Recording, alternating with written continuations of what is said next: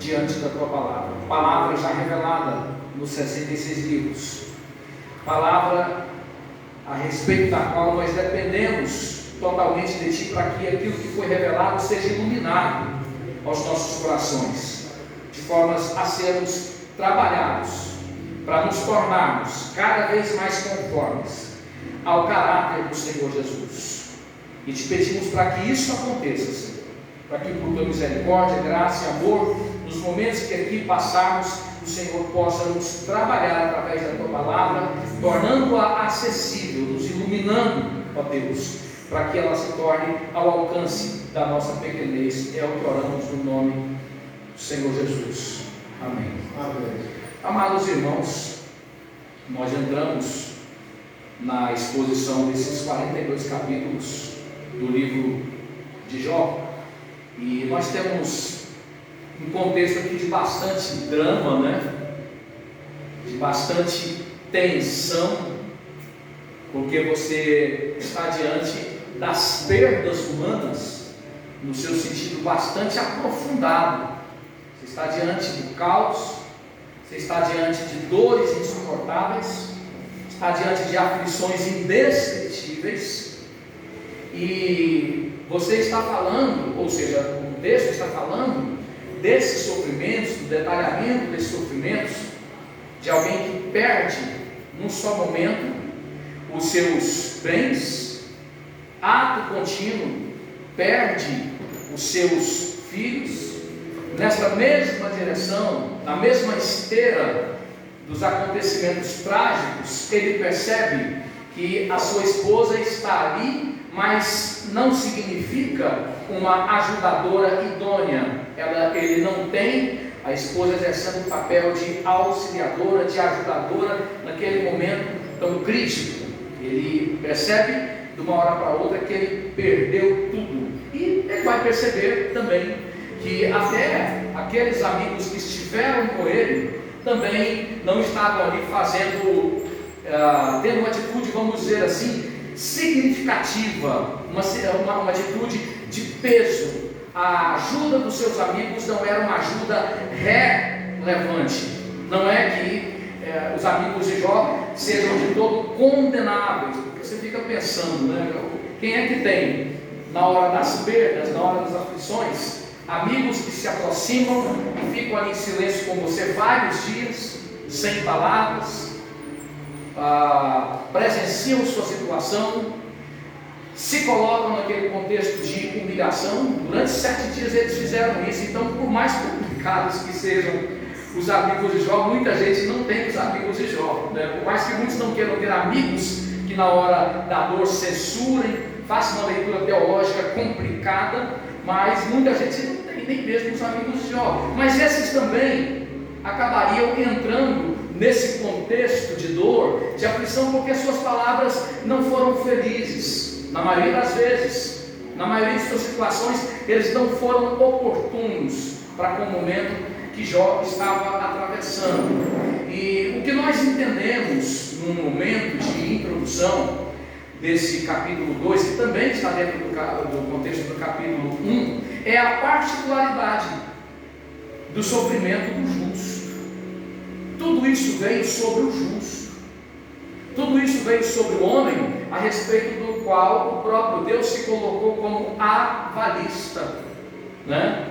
O homem que era fiel e íntegro.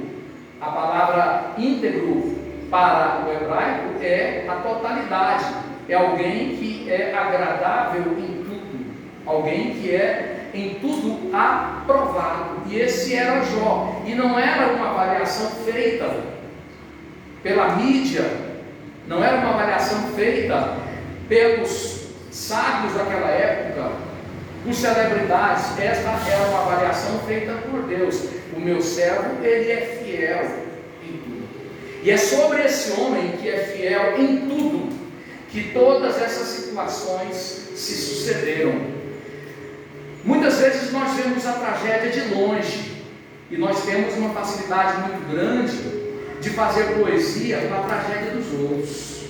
Você vê na televisão o que aconteceu com o outro, então você faz uma leitura daquilo ali e comenta, porque não é com você, porque não é você, não é com seu filho, não é com sua esposa, não é com seu cônjuge. Então você está assistindo de longe o mal dos outros. É fácil você fazer poesia com a desgraça, com a tragédia alheia, não é? Fica difícil você imaginar o que significa um pai num só dia sepultar os filhos todos. Os filhos todos morrerem num só dia. Foi isso que aconteceu com Jó. Ele sepulta a família toda num só dia, devido a essas aflições que lhe sobrevieram. Além da perda dos bens, além da perda da saúde. Esse homem que era, vamos colocar aí o nome da nossa época, né? Bill Gates foi superado, o Elon Musk, né? Jó era o Elon Musk da sua época, né? O homem mais rico da sua época. Esse homem, em fração de horas, ele passa a morar num local destinado a pessoas isoladas, e passa a se raspar com telhas devido às doenças cutâneas, né? As doenças da pele que se espalharam ali naquela situação de uma miséria indizível. Esse homem que era poderoso, tinha bens, tinha fama, tinha notoriedade, tinha respeito público, da noite para o dia ele é reduzido a essa situação. Quando nós passamos a nos aprofundar na compreensão do que está acontecendo aqui, é exatamente isso. Estamos falando do sofrimento do justo. Deus permitindo sofrimentos intraduzíveis na vida do justo. Trata-se disso. Esses 42 capítulos trata-se disso. Deus permitindo que coisas terríveis se sucedam para com pessoas que são fiéis e íntegras. E pela história do povo de Deus, Ele nunca abriu mão da ferramenta do sofrimento para tratar com o seu povo, para tratar com os seus servos. Pela história do povo de Deus, Deus trabalhou o caráter do seu povo através das perdas. Aí você pergunta, como é que fica isso diante do evangelho triunfalista, diante do evangelho da prosperidade, diante do evangelho que é vitória e só vitória? Como é que nós podemos encontrar um consenso entre esse contexto não só de Jó, mas o contexto bíblico, quando Deus trata o seu povo com sofrimentos, com angústias, com perdas? Quis Ele lançar mão desta ferramenta, e você percebe sobretudo que a salvação, o nosso livramento da condenação eterna, não se deu através de uma manifestação gloriosa de anjos vindo tocando trombetas, descendo o seu século, sua glória, dizendo, vim para salvar a humanidade. Não, Ele escolheu a mensagem do sofrimento, escolheu as coisas loucas para confundir as sábias, escolheu a cruz, loucura para os gregos e escândalo para os judeus. Sofrimento. A salvação, que não é mérito humano, veio através do sofrimento. Mas o aperfeiçoamento do caráter do justo, ao longo da história, Deus usou a ferramenta do sofrimento para aperfeiçoá-lo ainda mais. Até uma expressão muito comum por parte daqueles que se referem aos mártires da fé, aqueles nomes que tombaram na história do povo de Deus, não só no período bíblico, mas no período também que se sucedeu aos apóstolos. Então eles usam, os estudiosos usam essa expressão. Por exemplo, Policarpo de Esmirna foi aperfeiçoado no ano tal da era cristã, ou seja, o sofrimento que veio ali, que culminou na sua morte, no seu martírio. Eles usam essa expressão. Quis Deus trazer o sofrimento para que em meio ao sofrimento ele terminasse seu ministério, ele consumasse seu ministério. E é interessante que você tem aqui vários atores nesse contexto. Você tem aqui os inimigos que são usados, os sabeus que são usados para afligir, para trazer morte, para saquear, para pilhar. Você tem aqui aqueles servos que escapam para dar a notícia. Você tem aqui a esposa de Jó, que tem uma postura lastimável lamentável no momento mais crítico. Você tem aqui a ação dos amigos de Jó, que em parte é uma ação malfadada. Você tem aqui o destaque também para a ação de Satanás. A gente vai falar um pouquinho disso. Mas o fato central que deve nos deter é a condição de Jó com Deus. É Deus que está permitindo essa situação. Ele, Senhor sobre todas as coisas, está permitindo que eu passe por isso. Ele que tem o poder para não permitir que isso aconteça, tinha o poder para não permitir, ele quis que isso acontecesse para me tratar. Tem que ver o sofrimento aqui, sobretudo com o propósito de Deus em tratar o seu servo. Tem que ver o sofrimento aqui, sobretudo com a comunhão do seu servo com o seu Deus, do servo de Deus com Deus. É ele e Deus. Irmãos, é muito importante nos determos um pouco nesta verdade. É eu com Deus. Vocês vão ver ao longo da Bíblia muito disso. Deus conversa com Moisés sozinho. Era ele e Deus. Num dado momento, Deus conversa com Abraão a sós. Num dado momento, Jacó chega a um local chamado de Vale de Peniel. E a palavra Peniel, ela é a junção de dois termos, né? Pé, ou que é cara, né? É Deus, ou seja, cara a cara com Deus. Então era ele com Deus. E você vai vendo na história dos homens de Deus esse momento deles com Deus. Chega lá no apóstolo Paulo, ele fala também da forma como Deus tratou com ele. Ele fala inclusive que nesses momentos ele pede para ser curado. O Senhor, não, você não precisa da cura não, minha graça te basta. Tá bom. Parou para imaginar uma situação dessa? Vou te curar não, a enfermidade tá bom, pode ficar agora, você vai ficar com você. A minha graça te basta.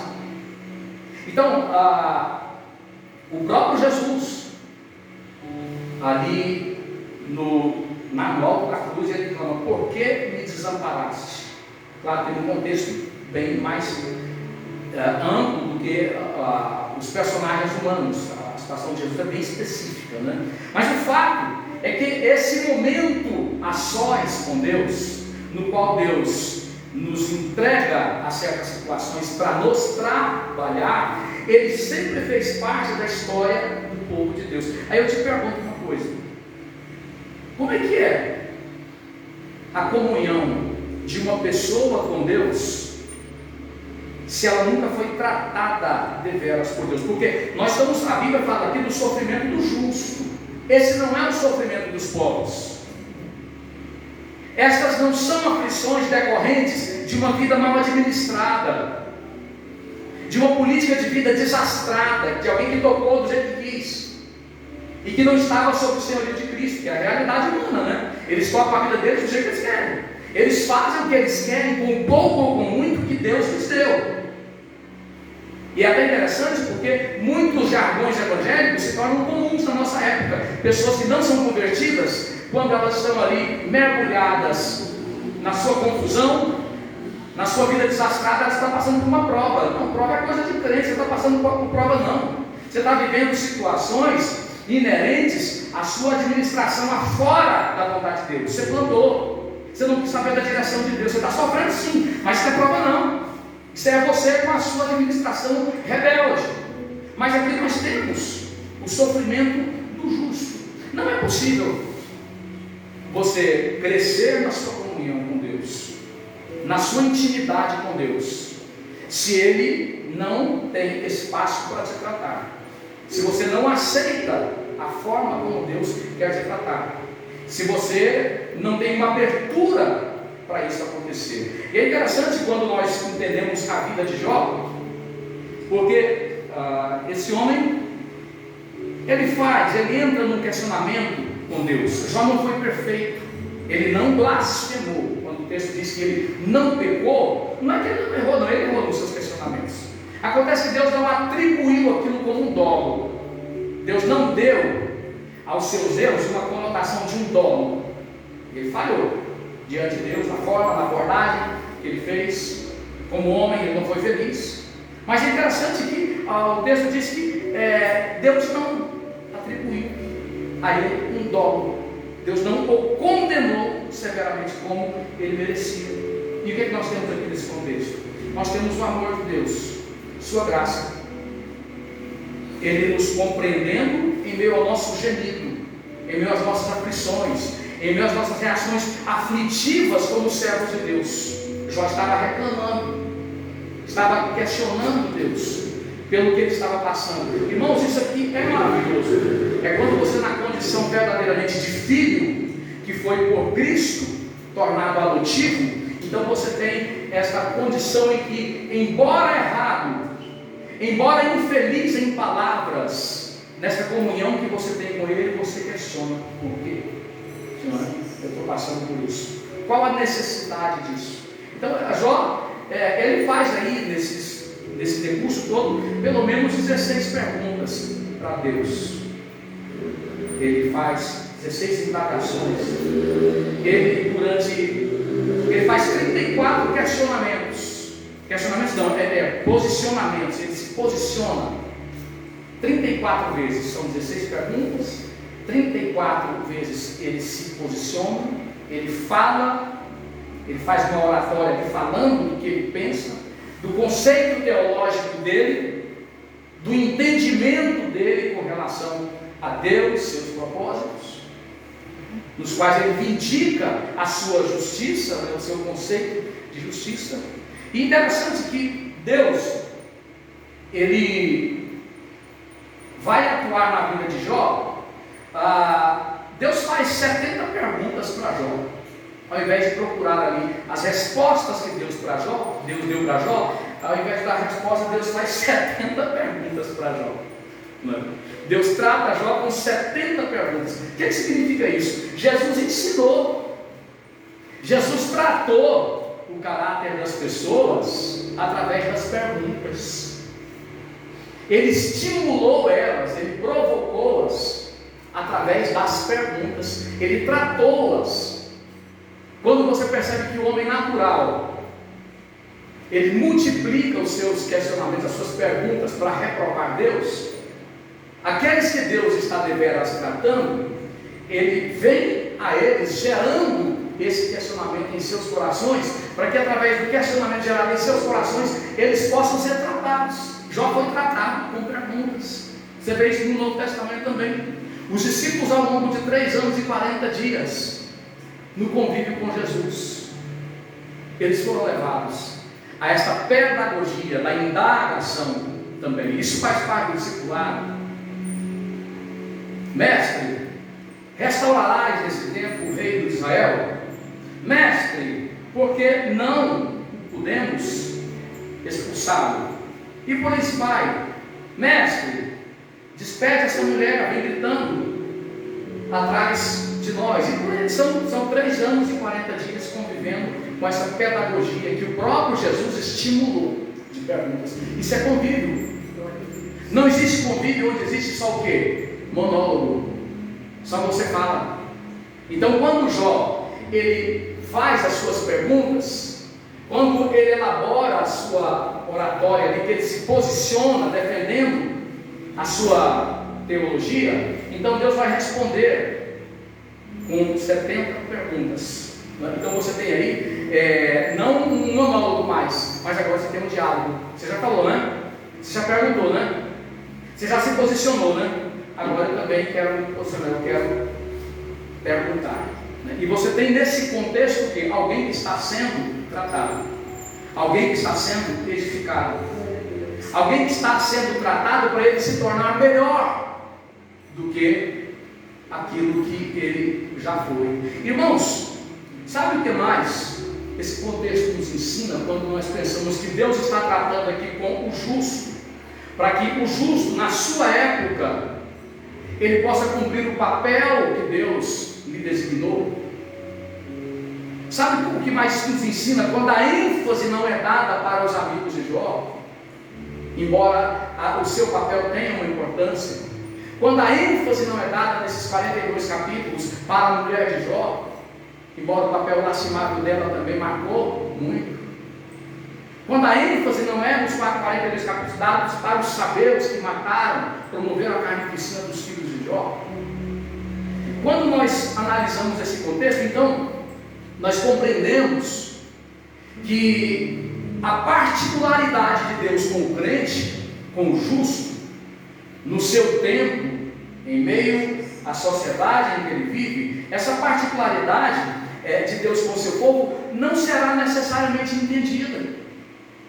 Os demais não necessariamente entenderão. Entenderão se eles se quebrantarem, se eles se humilharem, se eles se abrirem. Mas a maioria não vai se abrir. É por isso que nós não temos um compromisso aqui. Olha, pastor, pregue assim, desse jeitinho. Siga esse script, porque senão vai sair mais gente da igreja.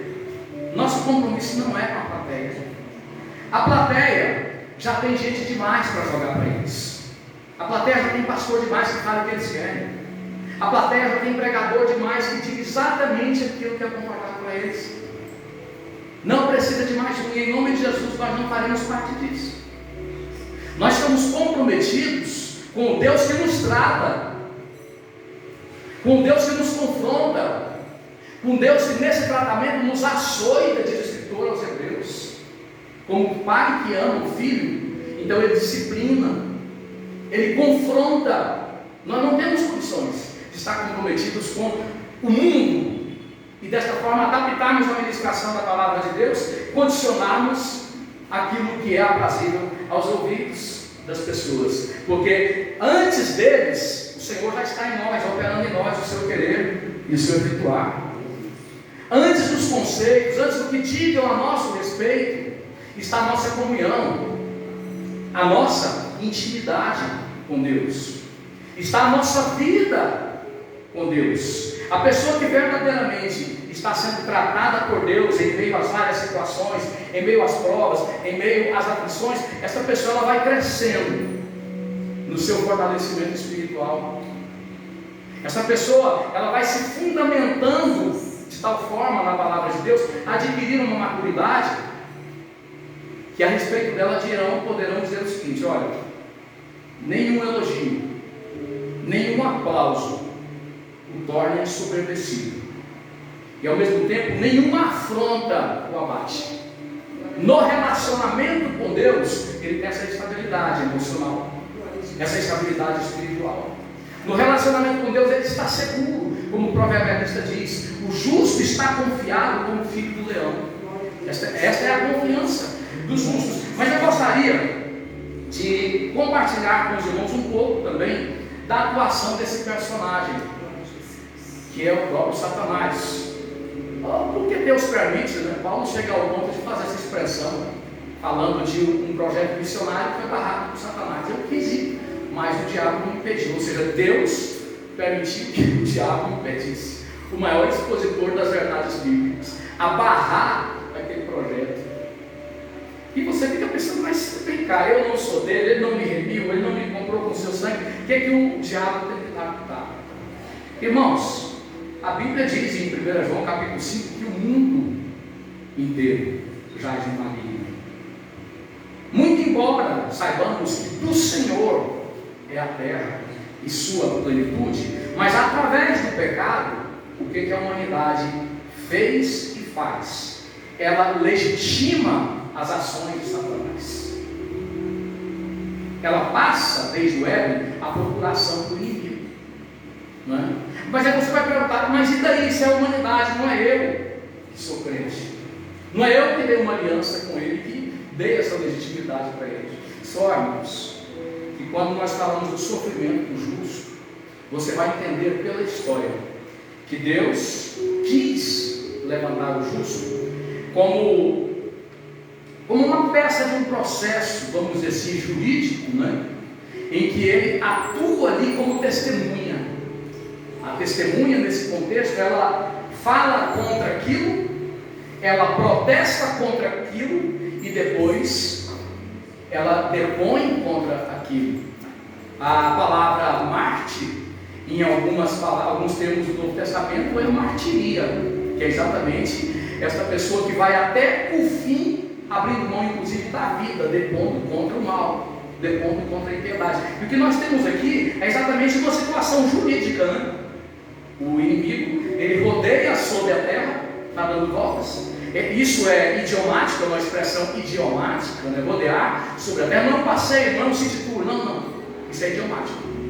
É idiomático no sentido de que ele está fazendo uma reivindicação.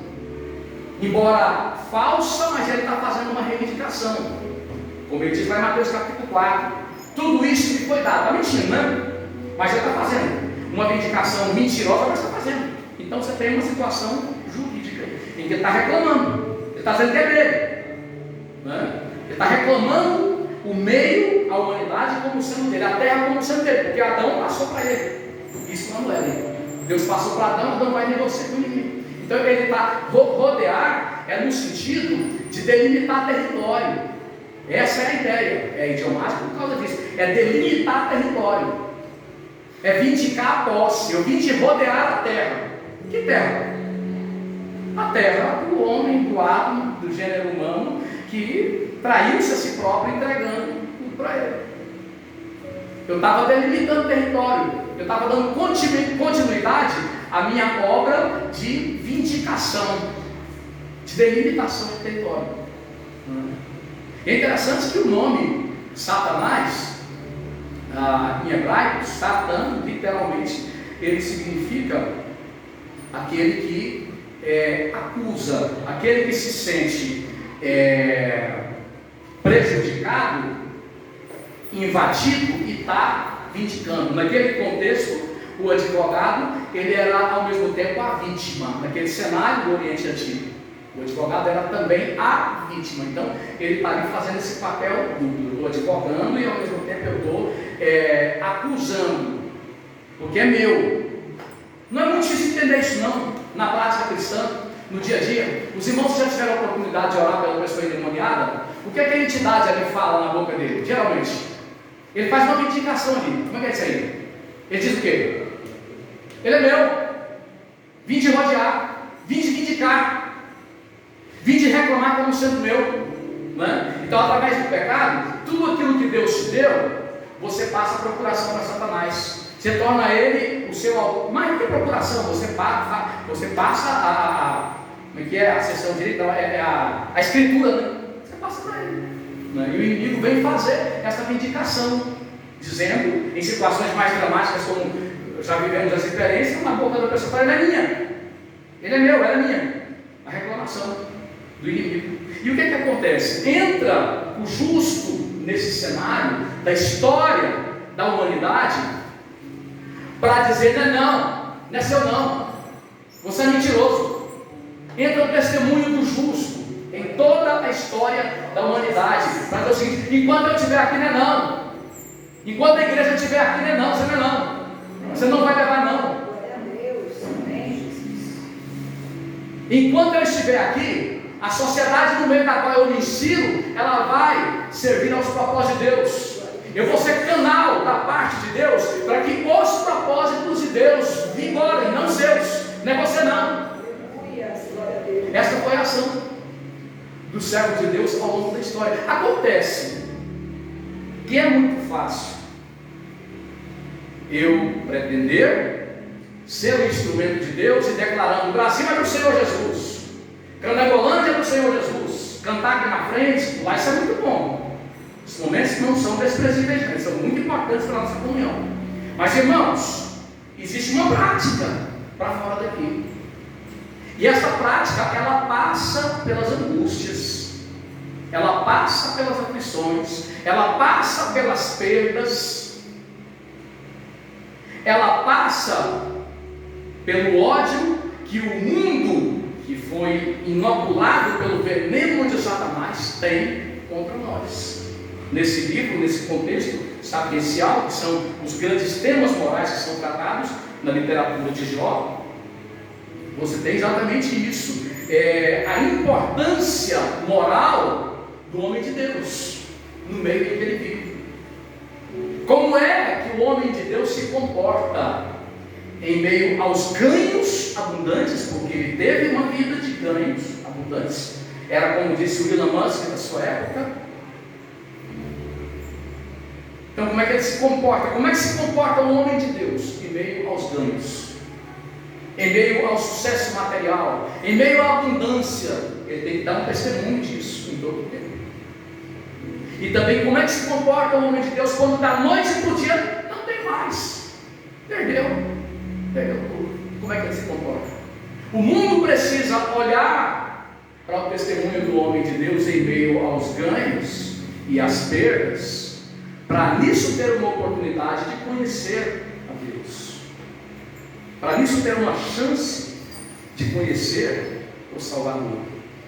Se o crente não estiver presente nesse cenário humano, no qual as pessoas vivem a tensão contínua do ora perde, ora ganha, é feliz se ganhar, é infeliz se perder. Diz o povo, o importante é ter saúde.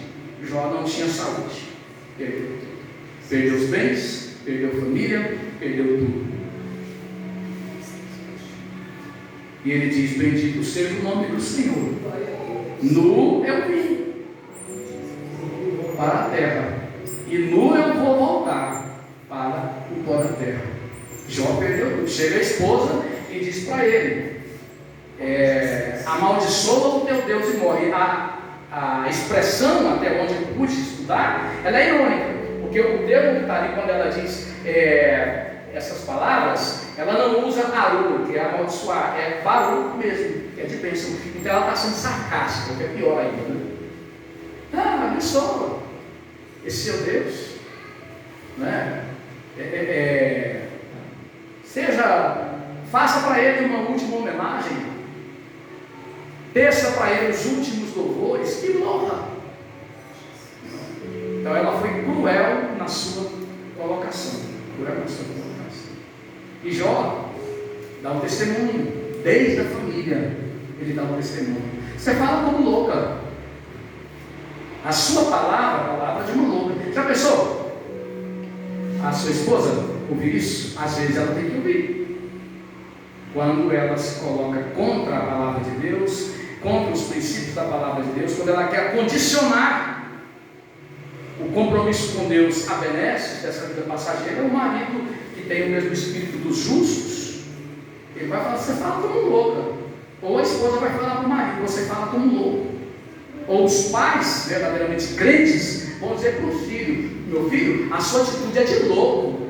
Simplesmente, essa é a classificação da sua atitude. Você está agindo como um louco.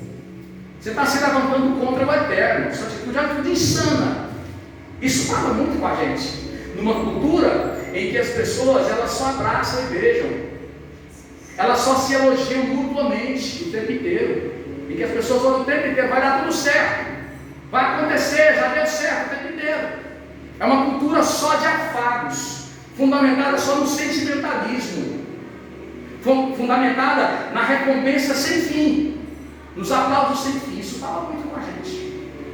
Você ter condições de confrontar a postura da pessoa nesse contexto como brasileiros é próprio de homens que verdadeiramente são convertidos, são tratados, porque nós somos muito assim preocupados com a avaliação que as pessoas vão fazer com relação à nossa voz, à nossa abordagem, ao nosso posicionamento de qualquer situação que esteja nos desafiando. Então Jó chega para aquela mulher, ele poderia falar, não rapaz, foi todo mundo embora. Os filhos morreram, os bens acabaram, eu só tenho essa mulher, e se eu falar mais alguma coisa, a minha situação vai ter se complicar. Então deixa eu calar a boca, não falar nada. Não, você fala como louco. Eu tinha perdido tudo já. Você fala como louco. Eu me lembro ali daquela passagem de João capítulo 6, quando os discípulos, os seguidores, né, foram todos embora, ficou ali aqueles gatos pingados. E Jesus perguntou para eles, vocês também não querem ir? Eu estou comprometido com algo que é eterno, é permanente. Vocês estão comprometidos com aquilo que é passageiro? Com as benesses do passageiro, do momentâneo também? É esse compromisso? Se vocês podem ir. Ele não tinha mais ninguém. Ele poderia ter olhado para aquele cenário e falou, foi todo mundo embora. Deixa eu pegar leve. A igreja vai ficar vazia se eu continuar com essa retórica. Eu sinto te perguntar: quem pode suportar esse discurso? Quem pode suportar o verdadeiro evangelho? A verdadeira palavra de Deus? Não, Jesus. Ele mostra que não está para negócios. A palavra de Deus, vocês também não querem ir? Não. Vocês também podem seguir o caminho dos outros. Então, nós temos esse homem de Deus sendo levado a essa prática testemunhal perante aquela sociedade. O inimigo vindicava, e essa vindicação trouxe um ônus sobre a testemunha, sobre Jó, como o depoente. Achei interessante a colocação do pastor Hernandes Dias Lopes. Ele, sem saber, estava sendo usado como advogado da parte de Deus ali. Não advogado de Deus, mas usado por Deus em prol da causa de Deus. Ele estava atuando ali naquele cenário para deixar bem claro para o inimigo que do Senhor era e continuaria sendo a terra em toda a sua plenitude. Essa palavra continua falando conosco também, irmãos. Sabe de que maneira? O mundo não vai melhorar, vai piorar. O mundo sem Deus, ele não vai, nós não vamos ter aqui o novo céu e a nova terra. Nós não vamos ter aqui o paraíso. Nesse contexto da queda, não. As coisas vão piorar. Todos os servos de Deus, os profetas, Jesus e os apóstolos, quando se referiram ao mundo do pecado, eles só falaram de desgraças, de terremotos, de fome, de guerras. Nenhum deles falou, como muitos líderes cristãos falsos estão dizendo: não vai, o mundo vai melhorar. Quando você vê um líder cristão, o mundo vai melhorar, você está diante da apostasia em carne e osso. Quando você vê um pastor, um padre, esse papa aí que é um dos maiores apóstolos que já existiram, um dos mais vendidos desse tal de Bergoglio, você está diante da mentira, da falsidade, da apostasia em carne e osso. Que está diferente, é uma retórica diferente da retórica dos profetas de Jesus e dos apóstolos. Todos, com relação a esse sistema, só falaram de bagaceira. E aí você, puxa, mas não tem nenhuma palavra mais leve, uma palavra mais suave, uma palavra mais branda. Irmãos, nós fomos chamados para testemunhar. Nesse cenário não foi Deus que trouxe a queda, não. Não foi Deus que trouxe a destruição, não, foi o homem. Então é em meio a esse cenário da queda e suas N consequências trágicas que o justo, ele glorifica a Deus com seu testemunho. Com seu testemunho. Nós crescemos diante de Deus em meio a esse cenário de perda. Olha, pense bem, o mundo pós-queda não é o mundo do ganho. O mundo pós-queda é o mundo da perda. Nós somos, irmãos, administradores das perdas. Pense nisso. O servo fiel é aquele que administra num contexto de perdas, glorificando ao seu Senhor. Nós viemos para esse ponto, nós somos levantados nesse contexto para dar glória a Deus em meio às perdas. O homem já nasce morrendo. Nós não vamos morrer, nós já estamos morrendo. Nenhum de nós retorna à adolescência e infância. Nós começamos a morrer desde que nascemos. Mais de 30 mil servos morrem imediatamente. Então, nesse contexto de perdas, nós testemunhamos. Nós glorificamos a Deus com o nosso testemunho. Nós somos preparados quando, se você é verdadeiramente convertida, você é preparada continuamente. Você é preparado continuamente para que o seu testemunho em meio às perdas seja cada vez mais aceitável, mais crível aos olhos de Deus. E isso continua falando conosco também no seguinte aspecto: Deus tem você no meio da sociedade. Deus tem você. Deus tem é a sua serva. Deus tem é o seu servo. O mundo, o homem natural, ele não vai longe no compromisso em defender algum valor ético. Ele pode defender até certo ponto, mas se a coisa começar a pegar demais para ele, ele cai fora. Ele não vai até o ponto de derramar sangue, de perder sua vida por causa da verdade, não. Ele vai até certo ponto. A partir desse certo ponto ele faz a conta e diz: não, estou fora. Agora o crente, ele vai até o fim. O crente, ele pode perder tudo para que o testemunho dele se complete. Pode chegar a esse ponto. Pelo que esta palavra, quando abordamos a vida de um homem como Jó, que ele chega lá pelo capítulo 19, dizendo, né? Eu sei que o meu Redentor vive, e que por fim se levantará sobre a terra, e ainda nesse meu corpo mortal eu verei a Deus. Tudo bem que ele está fazendo ali também um desabafo, né? Porque como é que é isso? O Senhor é o meu Redentor, mas eu estou me esbagaçando aqui, estou perdendo tudo, estou me atravessando todo, estou sendo flechado de todos os lados. Como é que é isso aí? Mas acima de tudo, está prevalecendo ali a verdadeira esperança dos salvos. Eu sei que isso que está acontecendo aí, por trágico que é e que significa, isso vai passar. Isso não será para sempre. Agora o meu galardão é eterno. Agora o que Deus preparou para os que o amam, olho nenhum viu, ouvido nenhum ouviu o que Deus tem preparado para os que o amam. Então ele prevalece sobre o sofrimento, com essa certeza de que ele está sendo levantado naquele momento para um propósito árduo, para uma missão de angústia, de aflição, mas ele prevalece.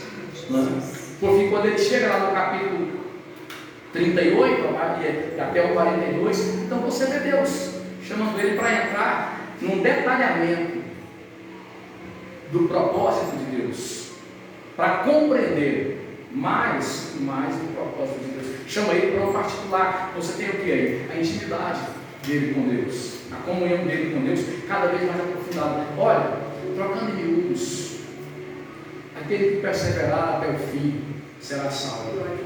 O nosso país está vivendo uma situação nunca vivida na nossa história, e esses desafios que estão aí, muito mais do que dizer respeito ao parlamento, à Câmara, ao Senado, ao Supremo Tribunal Federal, que faz com que o judiciário brasileiro seja um defunto insepulto, ainda não sepultado, mais do que dizer respeito à mídia que se prendeu. Irmãos, todos esses desafios, eles dizem respeito sobretudo ao testemunho cristão. Como é que você vai reagir diante do que está aí e diante do que virá? Acima de tudo, as demandas humanas, elas convocam o crente. Você está convocado para dar um testemunho em meio às perdas, em meio às dores insuportáveis, em meio às aflições, em meio a tudo que vier. Você é a pessoa convocada para dar o seu testemunho. Você é a pessoa que não tem o direito de recuar, aconteça o que acontecer. Aconteça o que acontecer. Todo mundo pode sair correndo, todo mundo pode se dispersar, todo mundo pode adotar a postura que vai dizer a seguinte: olha, eu não vou até aí não, porque vai me complicar. Mas você não tem esse direito. Você é a pessoa que Deus levantou para ser esse testemunho vivo até o arrebatamento da igreja. Você vai ter que ficar até o arrebatamento da igreja. Você vai ter que testemunhar até a igreja sair. Não vamos entrar no mérito aqui, né? Mid, pré, pós, não, independente de quando for o arrebatamento da igreja, você não terá o direito de sair correndo. Você não terá o direito. Você tem a obrigação moral diante de Deus de resistir até as últimas consequências. O mundo precisa de ver o seu testemunho até o apagar das luzes da igreja na terra. Você não tem, eu não tenho direito de fugir. É por isso que nós precisamos ter uma atitude mais despojada, uma atitude mais desarmada. Não sei, eu estou vendo aqui só sofrimento. Quando nós analisamos na história do povo de Deus, a realidade do sofrimento, hoje tem irmãos nos países hostis ao Evangelho em que os crentes estão sendo mortos. Estatísticas aí de mais de 100 mil mortos por ano nos países onde não é permitida a pregação do Evangelho. E agora aqui no nosso país, o cenário se desenha para uma perseguição que tende a se agravar. Ela não vai vir nada aí. Você vê as pessoas presas sem ter cometido crime, ou sem ter a chance de responder o devido processo legal, acima de tudo isso se remete à igreja, porque a igreja, ela é a defensora dos valores, e dentro desses valores entra o direito das pessoas. O direito é violado. Os profetas falaram com voz de trovão contra a violação do direito. Todos eles falaram. Os apóstolos falaram. Jesus se posicionou. Então, quando você vê esse cenário, você entende: olha, eu acho que eu estou prestes a ser convocado para dizer: aqui vivo. Então, vai ser convocado, está sendo gravado um vídeo aí para ser posto depois, né? Eu fui derrubado no Face e me premiaram aí, durante 29 dias estou fora, né? Porque com relação aos justos, todo o rigor da lei, entre aspas, mas com relação àqueles que vivem e rezam o politicamente correto, toda a flexibilidade, toda a brandura. Então nós estamos diante de situações que nos remetem a essa consciência de que em meio a situações terríveis e difíceis, nós daremos o nosso testemunho mais do que já estamos dando. A eloquência do nosso testemunho, ela vai aumentar em meio às angústias, em meio às perdas, em meio ao cerco. Nós não somos melhores do que Jó, nós não somos melhores do que os irmãos lá do Paralelo 1040, nós não somos melhores do que os servos de Deus ao longo da história, em nada nós somos melhores.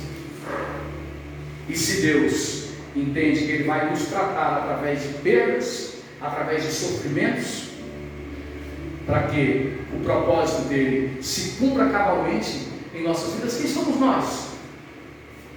Para dizer para Ele como é que Ele vai nos tratar. Foi a ironia de Deus com Jó, né? Quando Deus coloca para Jó: ué, você está me questionando pelo que eu permiti aí? Onde é que você estava quando eu formei as galáxias, os universos, que não são infinitos, porque infinito é inerente só a Deus. Mas para você ter condições de chegar ao limite dos universos, você gastaria bilhões de anos. Você não conseguiria. Então onde é que você estava quando eu formei os 7 estrelas, o Orion? Por que você não sentou lá naquela época para me dar uns conselhos, para me dar umas ideias, ó? Você que é tão argumentador, por que você não apareceu para me dar umas ideias naquela época? Você está questionando por que eu estou provando, por que eu estou permitindo que você passe por isso e por aquilo outro. Você está aí com todo o seu conceito de justiça, de retidão, mas isso não apareceu antes. Há milhares de anos atrás, isso não apareceu quando eu formava todas as coisas. E a mesma pergunta vem para nós nesse momento. Por que, irmãos? Nós estamos muito mais condicionados a aceitar da parte de Deus aquilo que é confortável, vamos assim dizer. Vamos por aqui, terminando nossa administração. Saiu uma causa da justiça aí, me favoreceu e liberou para mim um dinheiro significativo. Glória a Deus, louvado seja o nome do Senhor. Olha como Deus é bom, não é? Olha como Deus é bom, porque me curou desta enfermidade. Olha como Deus é bom, porque meus filhos estão bem definidos profissionalmente. E por isso vai. Nossa tendência é essa: é entender a glorificação ao nome do Senhor só em meio a esses benefícios momentâneos. Agora, o servo maduro, o homem de Deus maduro, ele vai dizer o que Jó diz lá no capítulo 38. Do 38 até o 42, ele vai se posicionar assim: eu te conhecia de ouvir falar, eu tinha conceitos a seu respeito, eu tinha entendimentos a teu respeito, mas eu me humilho, eu me abomino no pó e na cinza, sabendo que a minha teologia ela estava eivada de erros, sabendo que o meu entendimento a respeito do que o Senhor é e do que o Senhor quer estava muito carente de N correções, e por isso eu me abomino no pó e nas cinzas. Eu vou me assentar e o Senhor vai falar. O Senhor vai falar e eu vou ouvir. Ou seja, eu estou aberto aqui para o Senhor me tratar, para que eu possa me tornar um material realmente proveitoso para os teus propósitos, material realmente promissor para aquilo que o Senhor quer realizar nesse tempo em que o Senhor me fez nascer. O livro vai terminar falando da restauração, falando da forma como Deus restitui tudo. A joia restitui muito mais, né? Porque ele vive até entre a terceira e quarta geração. Então, Deus devolve filhos, devolve família, devolve bens. Mas não é nesse sentido que nós devemos focar. Essa é uma consequência, esse é o objetivo.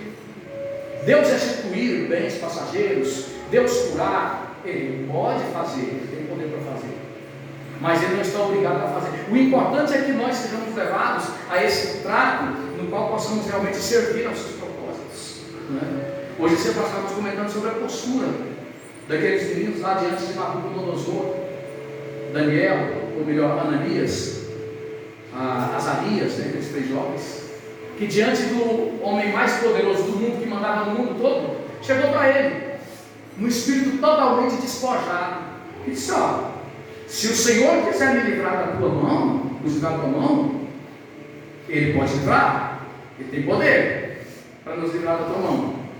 Agora, se Ele não quiser nos livrar das tuas mãos, se a gente for para dentro dessa fogueira, o sofrimento, que foi o norte da nossa administração nessa noite, comum aos santos, eu vou encarar. O que importa é que o propósito dele se cumpra. Às vezes nós não temos dimensão, né? Porque significa esse posicionamento. Aconteça o que acontecer, eu sei da minha missão, eu sei da missão de Deus na minha vida. As igrejas, elas estão cheias de pessoas que procuram Deus para Deus realizar os seus propósitos, os propósitos delas. E pouquíssimas pessoas procuram conhecer o propósito de Deus. Elas estão ali procurando um favor de Deus para melhorar algo da vida dela, mas não tem interesse em saber qual que é o real propósito de Deus para as suas vidas. E essas pessoas são muito mimizentas, né? Elas entram e saem de acordo com a palavra que elas gostam ou não gostam, porque ela está preocupada em que a vontade dela se realize. Não está preocupado com a vontade de Deus, que é boa, perfeita e agradável. Feche os seus olhos nesse momento. Curva a sua cabeça. Eu te desafio a orar como Jó nesta noite. Uma oração que diga para Deus: eu estou aqui. Esse material bruto está aqui, Senhor. Para o Senhor mudar, para o Senhor moldar. Como um diamante, que pela tua misericórdia e graça tem valor, mas ele está embrutecido. Então o Senhor pode burilar ele, o Senhor pode polir ele, até que ele possa verdadeiramente brilhar na tua glória, brilhar no teu louvor. Pega esse material, meu Pai, que sou eu, material tão complicado, tão cheio de aleijões, tão cheio de complicações, pouco ou nada aproveitável para a tua obra. Pega esse material, os anos se passaram. Se um homem como Jó, que o Senhor falou que era fiel e íntegro, quis o Senhor que ele passasse por essa situação, para em essa situação te glorificar, depor, defender a tua glória, se posicionar, então eu também tenho que ser trabalhado.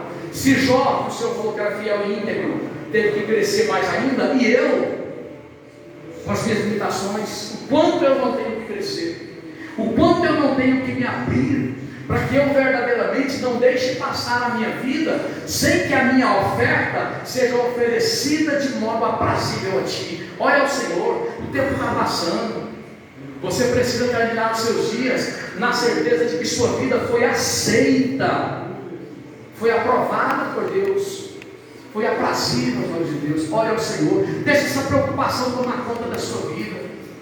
Vai doer ser tratado, a perda dói, não pequenininho, não dói,